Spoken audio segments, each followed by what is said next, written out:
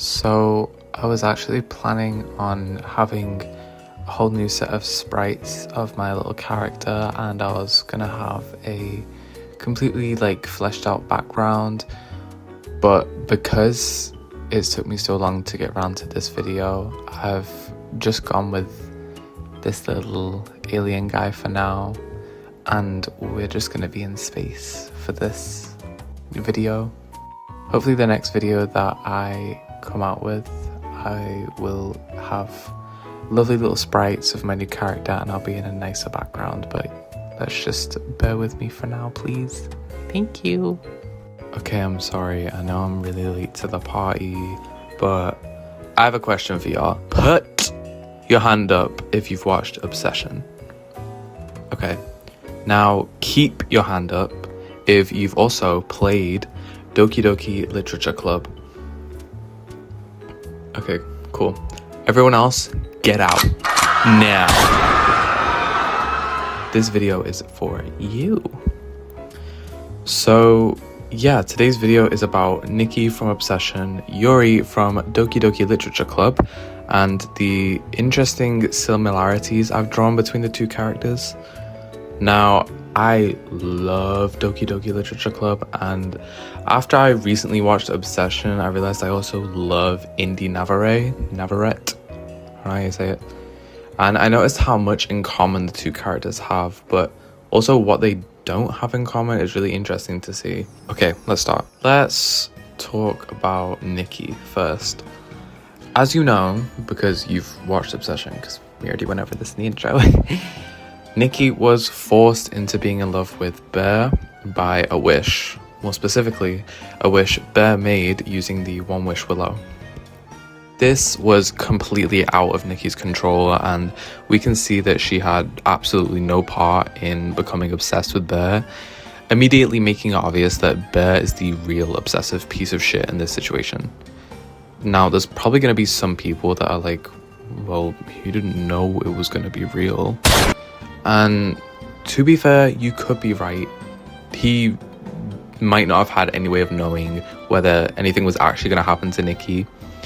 But regardless of whether Bear actually expected the wish to work or not, Bear's behavior towards Nikki after this wish and throughout the rest of the movie solidifies him as the villain, not Nikki.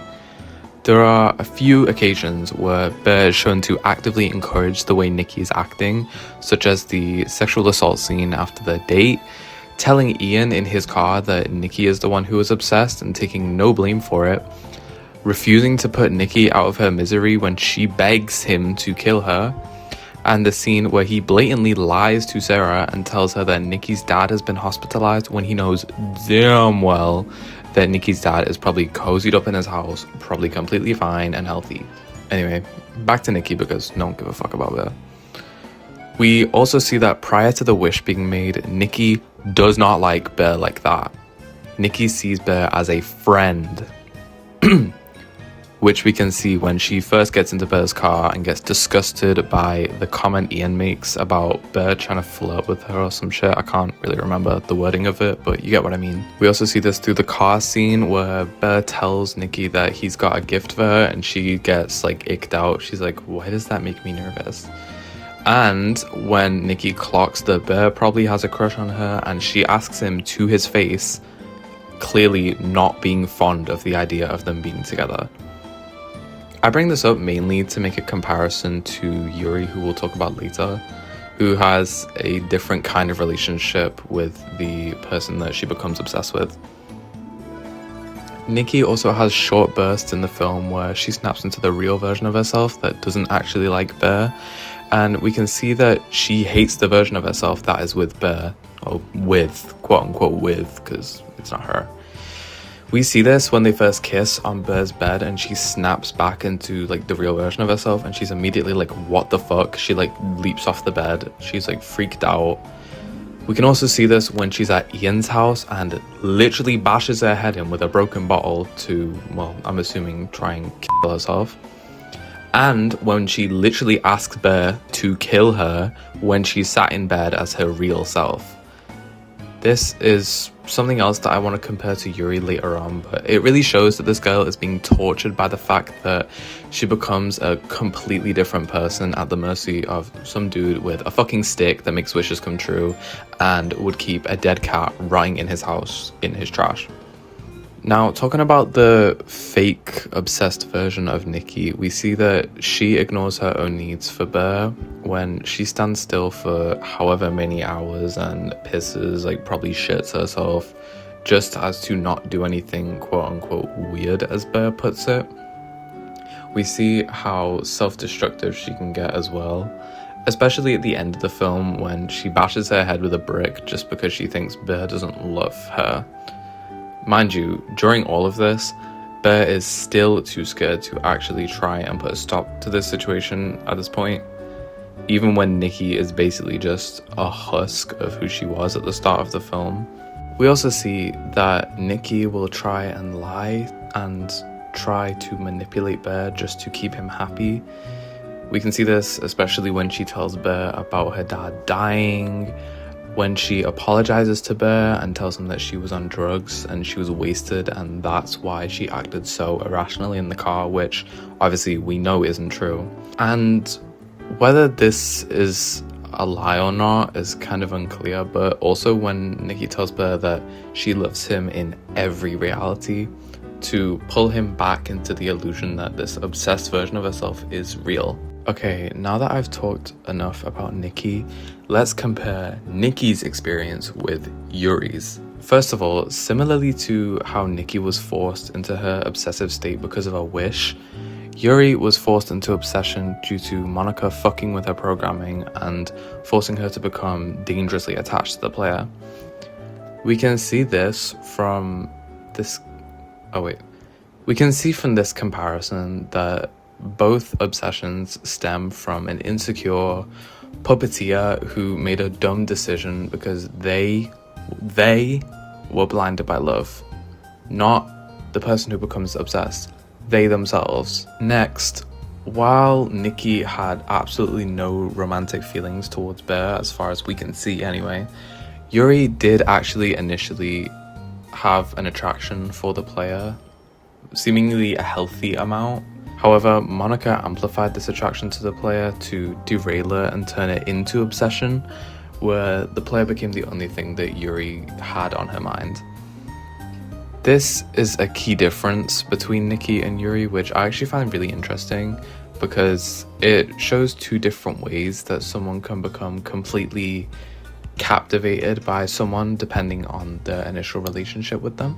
While we see Nikki have short bursts of coming back into herself and hating and being disgusted by the obsessive version of herself, Yuri seems to, in my opinion, be more aware and present in what's happening, at least near the start of her derailment.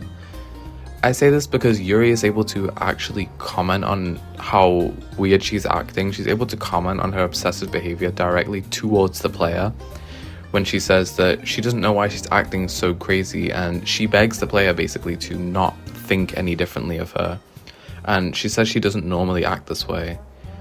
Whereas with Nikki, we never really get to hear her real self comment on this, except for the one time she breaks out of the illusion at Ian's house and says, "It's not me, it's not me, it's not me."